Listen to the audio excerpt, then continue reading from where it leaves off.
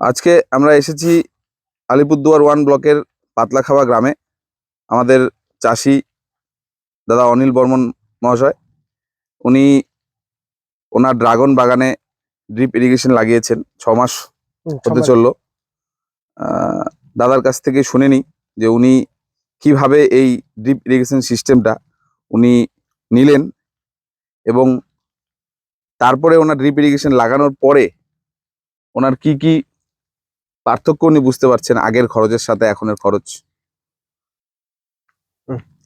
আমরা এই ড্রিপ ইরিগেশনটা আমাদের এগ্রিকালচার দপ্তর থেকে পেয়েছি। সেটা এগ্রিকালচার এডিএ সাহেবের সঙ্গে ওনার সহযোগিতায় এবং এখানকার লোকাল আমাদের যে এই ড্রিপ ইরিগেশন যারা ডিলারশিপ নিয়েছে তাদের সহযোগিতায় আমরা পেয়েছি। এই ড্রিপ ইরিগেশন নেওয়ার পরে আমাদের এই কৃষিকাজে বা ড্রাগন খেতে খুব লাভজনক হয়েছে। যেখানে আগে আমাদের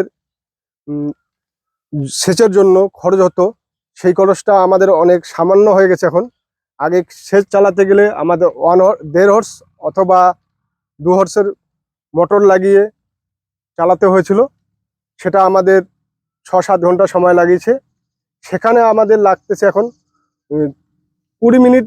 আমাদের 1.5 হর্সের মোটর চালিয়ে ট্যাঙ্ক লোড করে সেই ট্যাঙ্ক থেকে আমরা পাইপ নামিয়ে ড্রিপ ইরিগেশনের যে হেড ইউনিট সেক্টর আছে সেখান দিয়ে আমরা বিন্দু পরিমাণ জল গাছের গোড়ায় গোড়ায় দিচ্ছি। এবং এই জলে কি হচ্ছে, কোনো আগাছা জন্মাচ্ছে না এবং গাছের কোনো ধসারক বা ফাঙ্গিসাইড সেটা হচ্ছে না। এটাই একটাই লাভ, যাকে যতটুকু দরকার সেটুকুই দেওয়া যাচ্ছে। এছাড়া যেমন আমরা আগে খোলা জল দিতাম, যেই জায়গাটা আমার নিচু সেই জায়গাটা আমার কি হতো, জল পুরো ভেসে যেত, আর উঁচু জায়গাটা শুকনা থেকে যেত।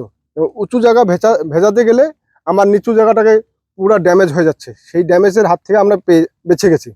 এবং আগে যে লেবার লাগতো সেই লেবারটা এখন আর লাগে না, একজন লোক হলেই হয়ে যায়। বাড়ির যে কেউ একজন এসে মোটরটা সেট করে দিয়ে চলে গেল, চালু করে দিয়ে 10 মিনিট চালার পরে বন্ধ করে দিল, আবার সে 2 ঘন্টা পরে আবার এসে মোটরটা চালু করতে পারে।